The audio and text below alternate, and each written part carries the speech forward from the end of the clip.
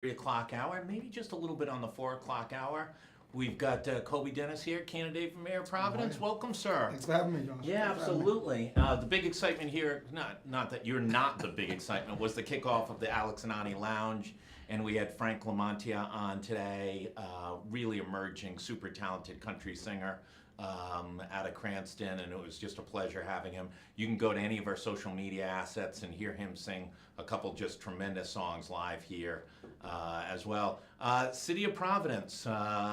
Let's go right into the hornet's nest. Traffic cameras. This was a big sneak up. I don't think anybody knew it was coming. No. And it was, we're now at about 2.5 months. They've issued about 20,000 tickets at $95 each. Some poor people have gotten hit 3, 4, 5, 6 times, not even knowing that there was a camera there. Why wasn't there any public education on this whole idea? Well, and that's, first of all, thanks for having me on. And that's one of the problems that I had with this whole rollout, the lack of a rollout. Yeah. Everything, Josh, is data driven. So why wouldn't we get the proper data from the fire department, the police department, the school officials, even the community members before we rolled out something like this? So, listen, we get all the press releases, we look at all the police logs, we see where there's issues of crime. We generally don't write about the individual shooting or the individual knifing, we write about the trends. Correct. TV stations like the individual ones, we look at kind of the broader issues. There really hasn't been an issue of public safety related to, quote, school zones, and in some cases, it's really hard to see how these traffic cameras are in any way tied to a school zone. In the case of one near where we live on the east side, it's on Arlington Avenue. Moses Brown is nearby. Hope High School's nowhere nearby. And it would just seem like if you were really trying to protect safety, you've already got a crossing guard. The place that you might need it is over by Martin Luther King Elementary School on Camp and Doyle, where, those are busy streets. You've got a crossing guard there. Why wouldn't you put the traffic camera over there to try and reduce speed? I mean, Josh, these are some of the questions that the community members, thousands of community members have been reaching out to me about. First of all, I think it's very disrespectful to put it under the guise of public safety. I just think that's shameful, actually, and embarrassing. What we need to realize is that this was put out, this is a money grab, as everyone's calling it, and it's for money. And I understand we're in a crunch financially here, but this is not, we don't hurt the people. People are hurting right now. And $95 is a lot of money to me, it's a lot of money to you, and we should know about things like this coming up in our city. So I had a lunch last week with a prominent arts organization director, and he said, listen, these things start to build on each other. A lot of the people come into the city that go to, Vets or PPAC or Trinity or any of the places that bring people from outside the city in, go to dinner, pay a parking fee, they start to get concerns. There's break-ins in the cars, there's parking meters, there's a sense that it's not safe, and then you add this in. And if I live in Coventry or Johnston or someplace like that, it starts to wear on me that I don't want to go into the city of Providence. I don't even know where these traffic cams are. They're not marked. It's clearly not. I mean, you'd put a warning beacon light in most school zones in suburban areas. There's a blinking school light. Well, that's the thing, Josh. People are coming from out of the city, and they're so used to proper signage and lighting and warnings, and then they come into Providence. Yes, we should slow down. Everyone keeps saying that. I understand that. But we're talking 3 to 5 miles over the speed limit. The 11, I've seen the tickets myself. I haven't been issued one yet, luckily, but I've seen the tickets. It's 3 to 5 miles over. It's to 8 o'clock at night. There's no school children at school. It's Saturdays. What is it? That right there is unfair to the people. And yes, we're talking about the people outside of the city, but I'm very concerned about the people within the city. This is a burden. This is not about public safety, and that's just too bad that they're trying to pose it as such. So I've been somewhat surprised at being an ex-Providence City Councilman that council members haven't come forward more vigorously. Is it deference to the mayor and the mayor's proposal? Is it not sure what to do? Is it, well, hey, listen, we're grabbing a lot of revenue.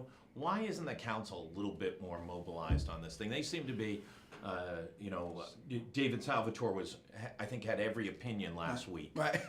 So he was for it. He was questioned it. Then he wants to derail it, but he still favors it and thinks it should be studied.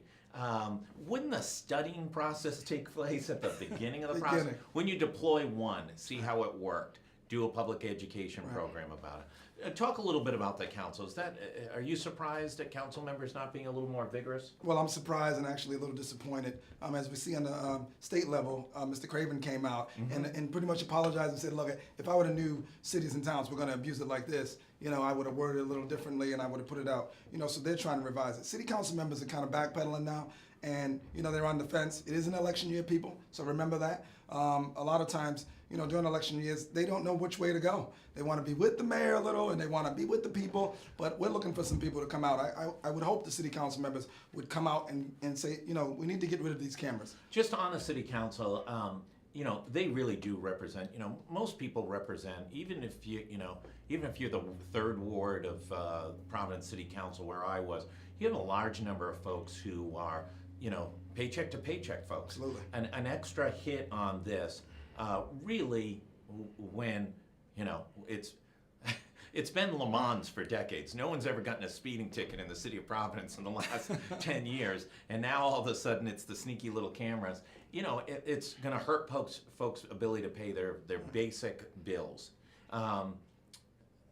Do you anticipate that the council says, first, stop, no more of these, because there's a plan to deploy more of them. Right. Second of all is to change the process.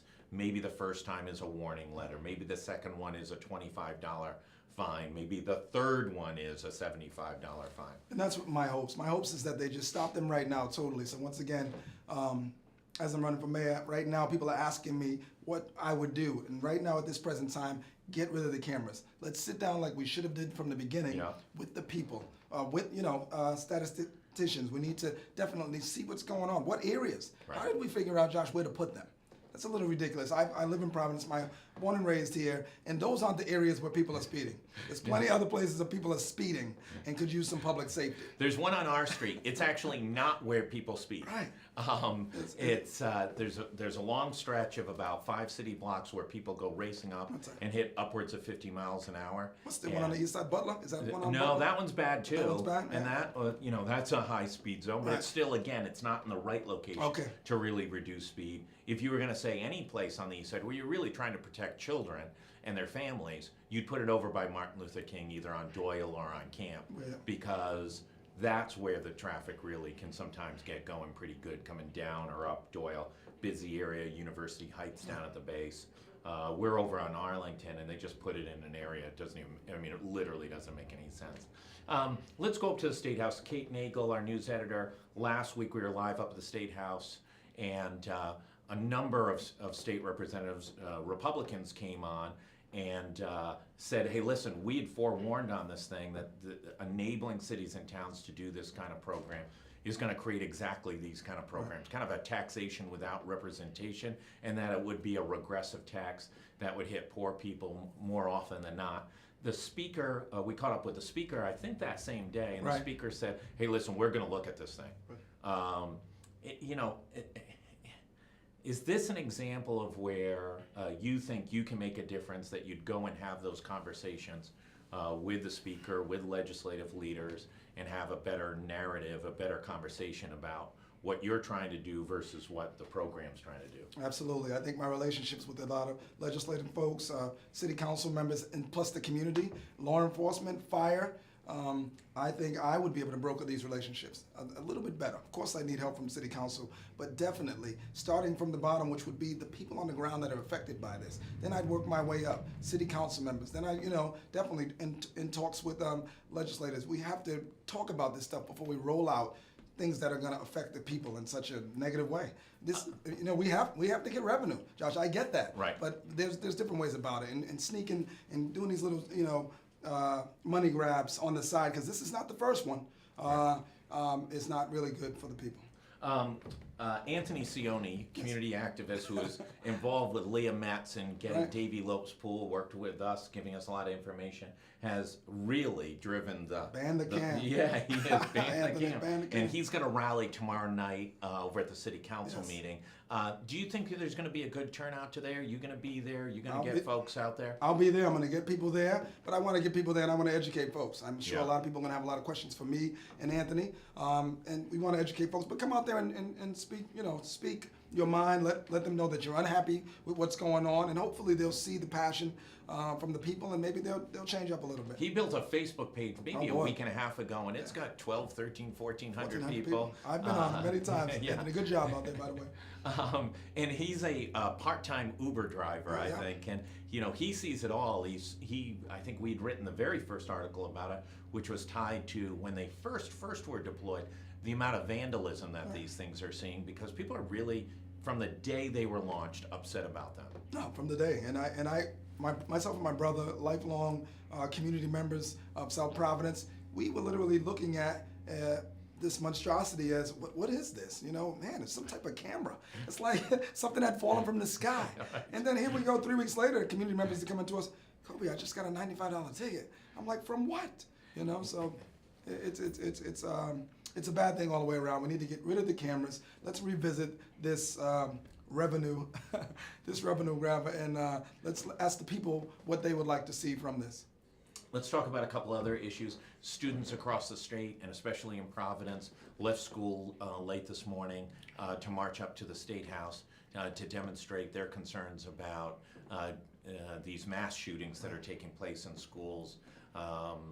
Obviously, Florida's been the most recent, capture of headlines. But sadly, when you go and look at all the school shooting, it's really a remarkable thing. We've been blessed here, Right. knock on wood, that we haven't had an incident like this. What did you think of the students demonstrating today? Well, I have one word for it, courageous. I think the students demonstrated a lot of bravery, and I'm glad that they had the inability to get together, galvanize, and walk to the State House to let people know how they feel. I was involved in the walk. A lot of adults in the community were involved in the walk, and it was nice to see media out there supporting the kids and interviewing the kids. It makes them really feel like this is a true movement. And there were thousands, It was thousands. if not tens of thousands. I would say definitely thousands I've Yeah. seen. Yeah, but right now it's still going on. So Yeah. it's a full day. And they're up at the State House, and they're trying to get in, security up at the State House. It is interesting that, some of the folks who are decision makers in the state, one, are in a building with security, Right. with armed guards. It was kind of ironic that they were being searched for guns at an anti-gun rally. Yeah. And in the case of many high-level elected officials, regardless of their position on gun control, Right. they are protected by law enforcement officials who are armed. Oh, that's a great point. And I think there's a mounting pressure. Washington doesn't look like it's going to do anything again. Right. What's your sense of here in Rhode Island? Man, I'm just hoping. I don't know. I want to be optimistic about this and not be a naysayer. But I'm hoping if the kids keep the pressure on, if the kids continue to do what they're doing, hopefully there'll be some change. But we've been here before, John. Absolutely. We've been around. You're a Yeah. lifelong Rhode Islander, so we've been around and we know what happens. But our job as adults, trying to cultivate, these youth to be better leaders, our job is to tell them to keep pushing forward. Well, listen, I think all of us were shocked. I think if there was ever a seminal moment before this one in Florida, Right. was when Newtown took place and you had literally dozens of babies Right. killed in their classroom. You thought, oh, This is it. that's That's the it. incident Right. that's going to take place. It was definitely December, thought so. and that was one of those incidents that space shuttle, etc., that you literally remember where you were when you heard the news Oh, of boy, it's Newtown. horrible. And so, listen, there's this claim that there's one solution, one type of ban, one kind of control, I think is a fool's errand. Right. It's going to take a series of different steps, and hopefully all of them combined will have some impact on limiting access for those who shouldn't have access to guns and limiting ability to gain access to places and things like that. Providence crime rate, if you, we've both been around a long time. I've never heard a mayor talk about that the crime rate's going up. It's always going down. Wow. I don't want to say they cook the numbers over there, but I think if you talk to police officers who are working different areas. They will say how they report and write things is different than before. What is the state of public safety in Providence right now? Oh boy, it's a tough question right now. But what I would say, talking to the constituents, that we're feeling pretty safe, and I believe that the crime is probably leveled out. As far as it depends, we're talking about petty crime, violent crime, burglary, so on and so forth. There's different categories to it. But what I don't like, Josh, is when they take, just pick a year out of the blue, 1989, and then they say, oh, the crime's down compared to 1989. And where do we get that from? So this, it's a data-driven time. We need to let's do it properly. And these are some of the tactics that they do when it comes to the budget, saying that we have, a surplus. Right. Some of the things we do with crime, saying that the city's safe, but yet, they'll just put out things like the cameras whenever they feel like it. So it's tough to deal with.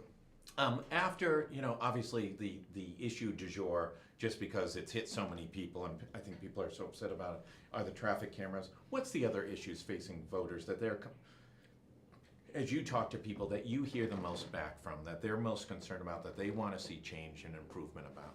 Oh boy, I would say the number one thing is probably the schools, and not the safety of the schools. And that's what kind of bothered me a lot about this. We're talking about school safety, which is not at, that's why it was a knee-jerk decision, because it was kind of a national thing going on. But if we're talking right here to Providence residents, who this is affecting the most right now, they would say, how about try to fix our schools? How about that? The entrances, even the crosswalks. We could have brightened them up. We could put signs outside or so on and so forth. But just to go with the cameras, we know that the people are smarter than this. That's the one thing. I respect the people to the fullest. I know how smart the constituents are out there. I know how smart my neighbors are out there. And I just think this is disrespectful. But I would say education would probably be the number one thing that I hear about. Like, we need help. Yeah, I mean, clearly the performance of the schools in Providence, this is not this mayor's fault or his predecessor. This has gone on, but it's one of those third rail issues. Nobody's really got the guts to talk about it. And I use as an example, at Central High School, those reading at grade level at Central High School are 9%, 10%. Those who can pass math at grade level are 12%, something right around there. It's single digits, high And then teens. you go right across the quad to classical. Yeah. And it's better, but it's still not a grand slam home run. But that's one of the things that bothers me, Josh, about the Providence school system is just the difference and the variance from school to school. Yeah, absolutely. We need to get it together, all right? And this is not a knock against the teachers. Every time I do an interview, Josh, I get all these calls and emails about, you're so against the teachers. I'm not against the teachers. This is all of our faults. I'm one of the people. Well, listen, it predates every single teacher virtually that's in the school system. I got elected in 1991. Wow. I took office. It was the same then. Right. And nobody really wants to take it on as an issue. And I think, whoever's going to be the next great mayor, which I'm not sure anybody would say, is going to be the one that's fixed the schools. If this Providence had great schools, like suburban level schools where kids were flying out of here going to college or flying out into the trades, this would be the number one city in the country. Right. And it's not too big to be able to fix a problem like that. Right.